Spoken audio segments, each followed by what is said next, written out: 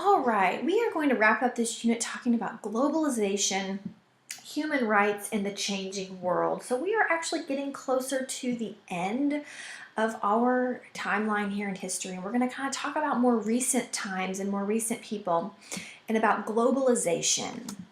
And globalization is literally the contact that now exists in different parts of the world. It's kind of this creation of a global society. We have more communication, more contact with each other, and we have access to easier travel with each other. And so, of course, the result of this globalization is going to be the creation of a global economy.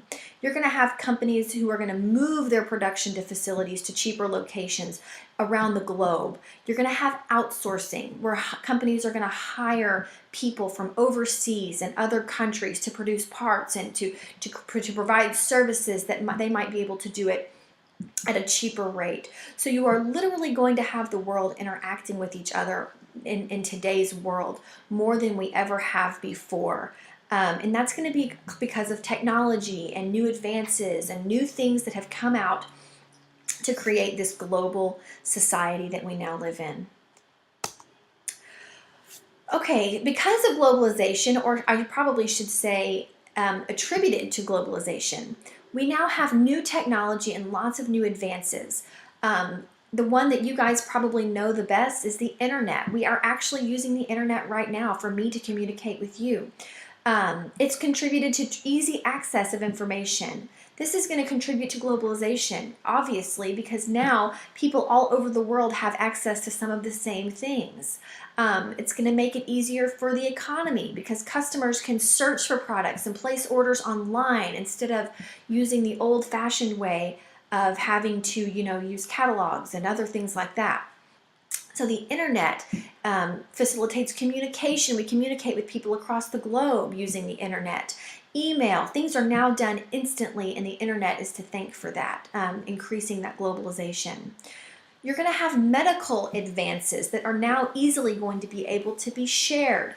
Things like CAT scans, genetic engineering and genetic testing is going to kind of sweep the nation. You're also going to start seeing cloning because of all of the new technology that now can be shared among others. We're going to have all of these new advances in medical technology. Satellite technology, as you guys can recall, in 1957 we talked about Russia launching the first satellite Sputnik into space, but now we rely heavily on satellite technology with our cell phones and our TVs. Every part of communication is going to be powered by satellite technology, and this is going to lead to the mass media, and television can now be viewed worldwide. People are going to be more connected. Everyone's going to be able to watch the same television program as maybe possibly I could watch in China or other parts of the world. And so mass media, television, the internet, these are all going to be attributed to satellites. Containerized cargo ships. That's also going to aid in shipping and in delivering goods. Goods are going to be packed into a truck or onto boats. They're going to be put on these truck-like containers and just loaded onto cargo ships. So now we can ship many, many, many goods across the world in less time. And with that much contact and that ease of contact, you're going to have more globalization. And so that is going to be very attributed to this new technology, new ideas that are going to make things that once took a long time and travel not as easy, it's going to make things a lot easier. So globalization is going to have a major impact. Of course, you guys know about cultural blending, cultural diffusion. Ideas are going to be blended together. We're going to share cultural ideas, and it's really impossible to think that now in today's world that cultures are not going to feed off of each other and get new ideas and bring cultures together. You're also going to start to see materialism. You're going to have this Western idea of placing high value on material possessions. People are going to kind of gravitate towards new things and new technologies and new possessions that they can get. And you're also going to start to see the idea of westernizing. And remember, we talked about at the very beginning of the year the difference between Western and Eastern culture. Well, since the United States became such a dominant force and in the media world and in technology, they're going to have a huge impact on culture. So, for instance, you might see a McDonald's in China. You might see Coca-Cola being bought in China. In Eastern countries, blue jeans have become extremely popular, and that's going to be because of the Western exposure to media and their exposure to some of our films and our television shows, and just kind of that Western exposure is going to kind of take off across the world. So you're going to have all of this cultural blending and westernization happening across the world. With globalization, you're also going to get global interdependence. Nations are going to start to realize that they are dependent on other nations. You guys have seen it probably millions of times with natural disasters are oftentimes looked at an international level. Whenever the Hurricane Katrina happened, internationally we had a response. When the floods and the tsunami in Japan happened, there was an international response. So now we realize that nations cannot stand alone. We have got to help each other out, and that's where global interdependence is going to come in. And this is really going to be because of technology. Technology is going to broaden the worldview and realize that cultural change is inevitable, that we are no longer living in a world where we can live in our own bubble, that we are going to be exposed to different people and different cultures, and we are going to depend on some of those cultures. And technology is going to play a huge role in that with the internet and mass media.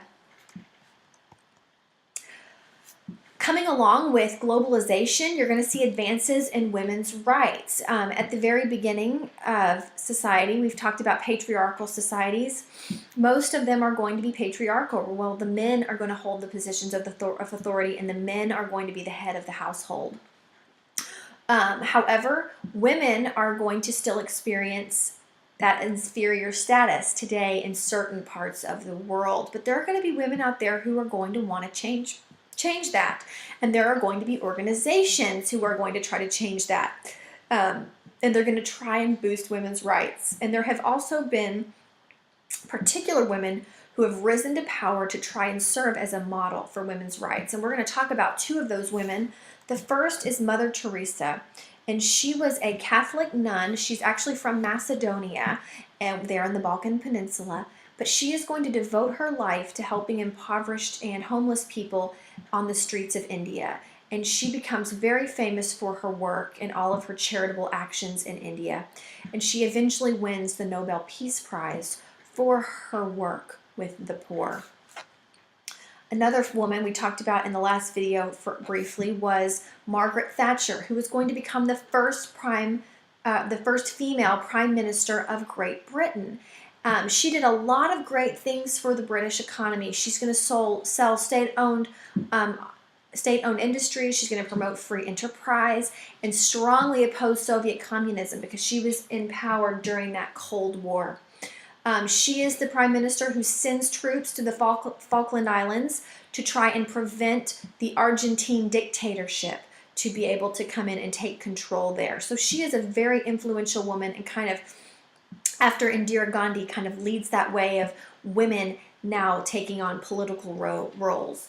And so she is very influential in women's rights as well as British politics. All right, so let's wrap this video up. Number one, I want you to tell me, what do you think the impact of technology has been in creating a global society? How has technology impacted the world in becoming more global than it has been? And we've talked about several societies, and I want you to really think back to before all of this technology, just how global were we? I want you to tell me about how the role of women has changed throughout history. So think about people all the way up to Elizabeth I and Queen Victoria, now to Indira Gandhi and Margaret Thatcher and Mother Teresa. How has this role changed throughout history? And then I want you to name the 3 important women that we have discussed in this unit. I want you guys to watch the video, answer the questions, and then I also don't want you to forget about the article that I gave you in class that I want you to read and be ready for the Socratic seminar on Monday and Tuesday. Okay?